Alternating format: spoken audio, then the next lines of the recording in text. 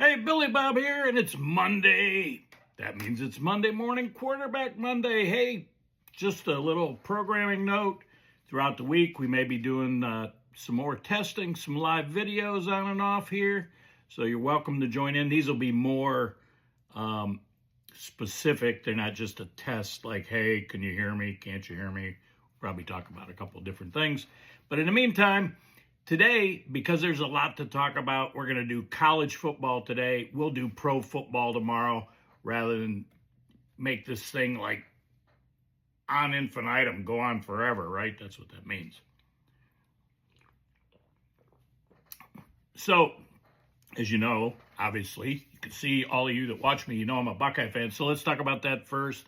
Peacock, damn Peacock. The coverage was mediocre. The announcers were average, although I thought Chris Sims, I rewatched most of the game today, I thought Chris Sims did make some salient points throughout the game.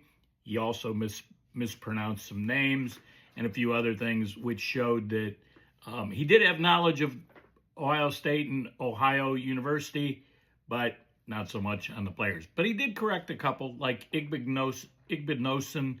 He called him something else. I don't even know what it was. But anyway, the rules analyst is like his first game. I mean, he was explaining things in a way that you thought he actually thought the call went the other way. And then by the time he was done explaining it, you're like, where is he going with this? And then he got it out. Whew. Tough deal. Let's see. Like I said, I watched the game. By the way, Peacock, when you go to replay or rewatch a game, you cannot advance the commercials. If you can find a time it allows you to advance, it also advances you into the game so you miss plays. So it's like, that's one of the reasons I'm only going college today, pro tomorrow. That plus there are a lot of games that we need to just like touch on, right? We're not going to go in deep depth on everything. Only more so the Buckeye game, 37-9. The spot actually started out about 28.5. It grew to 31.5. So if it would have been the opening spot, they would have covered. In the meantime, they didn't. Very sluggish start. Not sluggish between the 20s, but once they got in the red zone, they struggled some. They got stopped on fourth down the first time they were down there. Kicked 3 field goals. So bad news is they kicked 3 field goals. The good news is they kicked 3 field goals. It was the first time Jaden Fielding had kicked the ball, all season long. So he got a little work there. Game time situation, 38 was the longest. But so touched on the red zone, struggles. They got to do better. I don't know if it was the play calling. I don't know if it was Julian Sayin not seeing the field quite as well. I don't know if it was Ohio disguising some of their defense. But for whatever reason, they were challenged. And actually, there was one time I think there might have been a penalty. So I touched on Fielding. By the way, they didn't punt the ball at all in the game.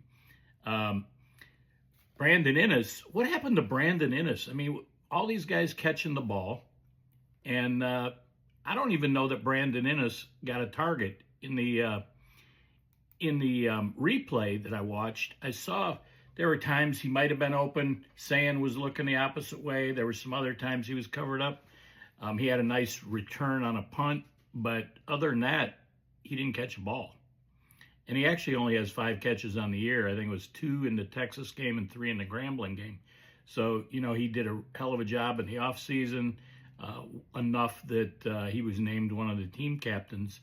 Now, he may be doing some other things like blocking and that, but he wasn't definitely not in the pass game. Now, that said, one of the things I touched on, maybe it was in a chat with the Ohio Podcast Boys, that we need to get the running backs more involved in the passing game. Well, they did that definitely this week. Bo Jackson had 2 receptions. C.J. Donaldson had 2. James Peoples had 2. So they went from like 1 a week ago, and I don't even know if they had any in the Texas game, to 6. So they perked that up a little bit.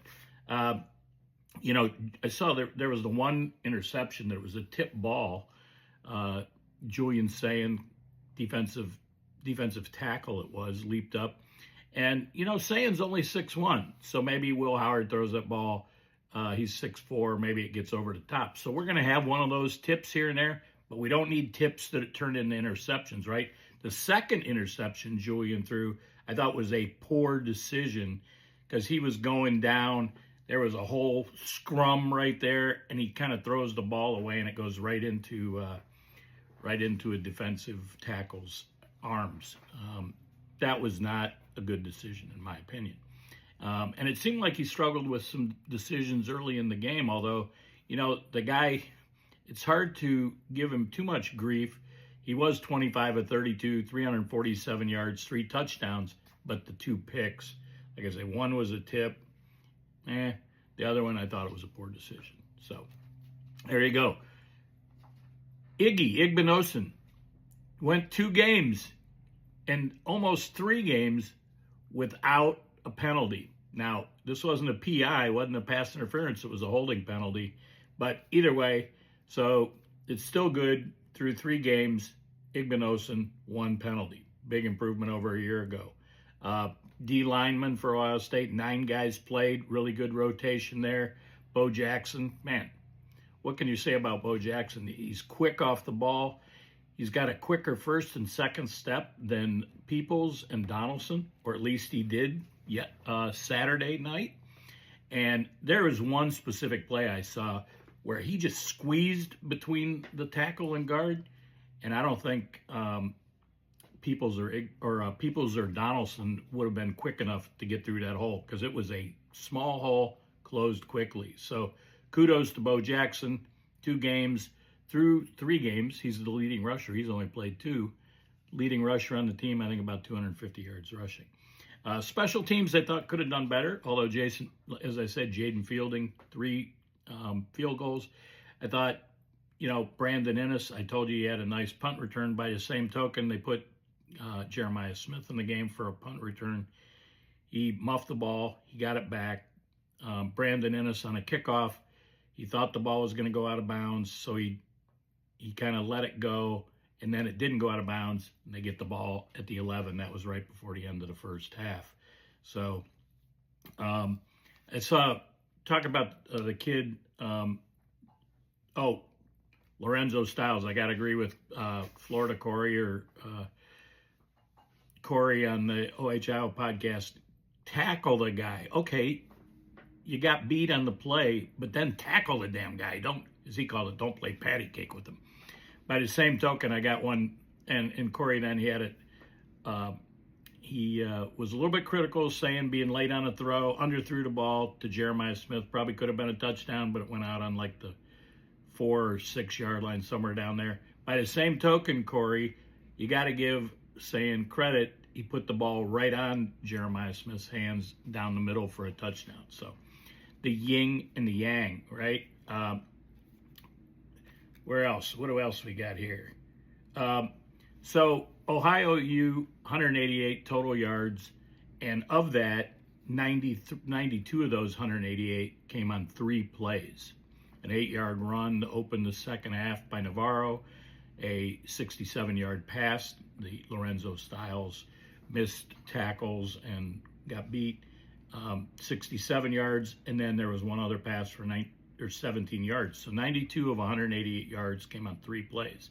The defense played great. They didn't force any turnovers though, but they did have 4 sacks. Caden Curry was a beast. Bo Atkinson was a beast. Arvell Reese was a beast.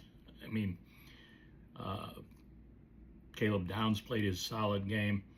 And Chris Sims, he said, I think it was late in the first half, he said, it's too bad Navarro got hurt. We don't want to see the guy get hurt, but he's like, too bad. I really wanted to see the guy play.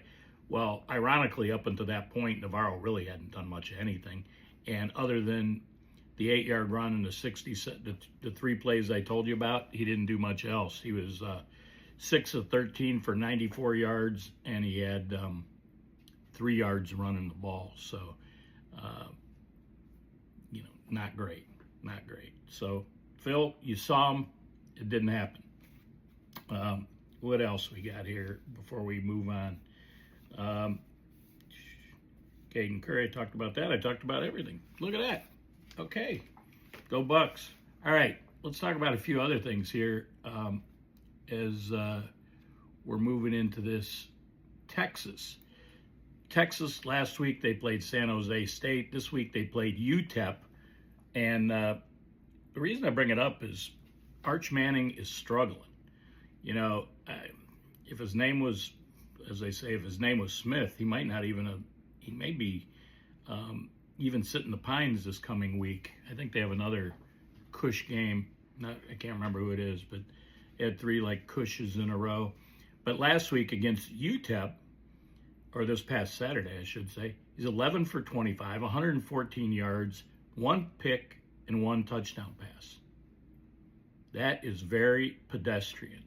So, you know, he had a lot of pressure on him, but through 3 games, he's been, as I said, very pedestrian, not just 1 game.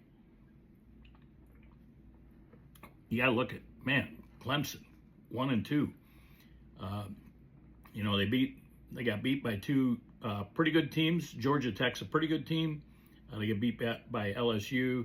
Showed they're a really good team, and but you know they're 1-2, and they're going to, I think, struggle to make the playoff. Now that said, Notre Dame loses 41-40 to A&M. They're 0-2. Who would have thunk it? But they're 0-2. They lose to Miami. They lose to Miami by what? 3 points, 2 points? I don't remember, 2 or 3. They lose to A&M by 1 point. I think Notre Dame still has a chance to make the playoffs.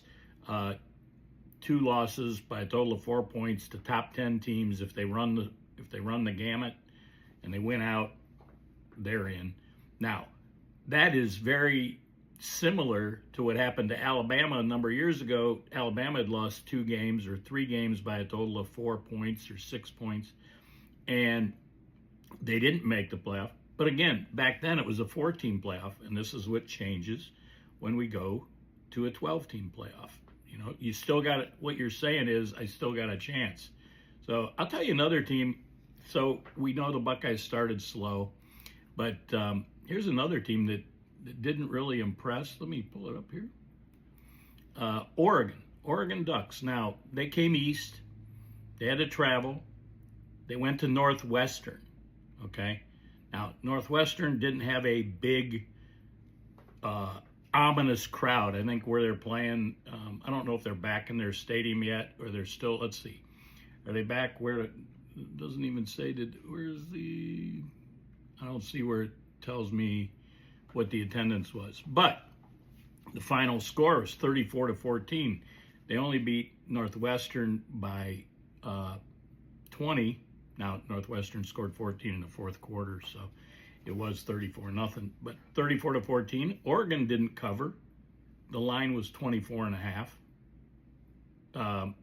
It opened at 27.5, went down, which is kind of interesting. But if you would have taken Northwestern, you would have won. Hey, 2 coaches fired, Brent Pry at Virginia Tech and Deshaun Foster at UCLA. UCLA, terrible, just terrible. They lost 3 games. They're 0-3. 2 of the 3 were to group of 4 schools, not even Power 4 schools. So a group of 5, I should say group of 5 schools. And just terrible. Now, and in fact, their last game they played, which was, I think it was Friday night, they lose to New Mexico 35-10. And New Mexico outscored them 21-0 in the 4th quarter. That means, that would tell you kind of that UCLA gave up. Now, the other one was Virginia Tech's head coach and Brent Pry. Now, that might have been a little quick on the trigger. I don't really remember what they did at the end of the last year, but, you know, they played a tough game against South Carolina. They lose that. Then they play Vanderbilt, and they lose that. And we now know Vanderbilt's a pretty good team.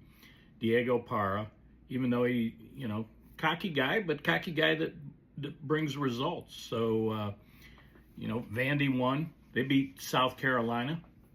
So there's a common opponent. They beat up on South Carolina this past Saturday.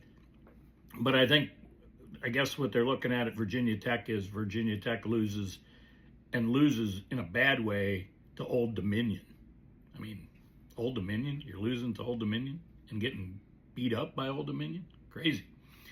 There was a lot of defense in the SEC this weekend, right? Let's see.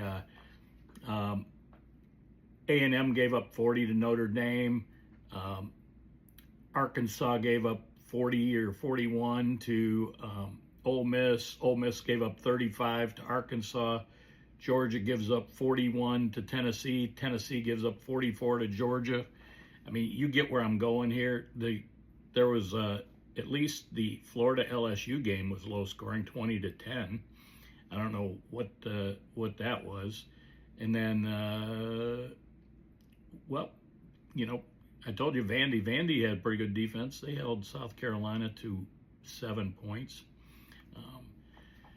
And so it goes. How about Georgia Tech beating Clemson there, 56-yard field goal to end the game? And Cade Klubnik, he just didn't. He was okay. He was okay. He wasn't great by any stretch. Are there any other games? Okay, Alabama beat up on Wisconsin. Wisconsin had their backup quarterback. I don't think it would have made a difference. Alabama's at home. Alabama's starting to get their footing.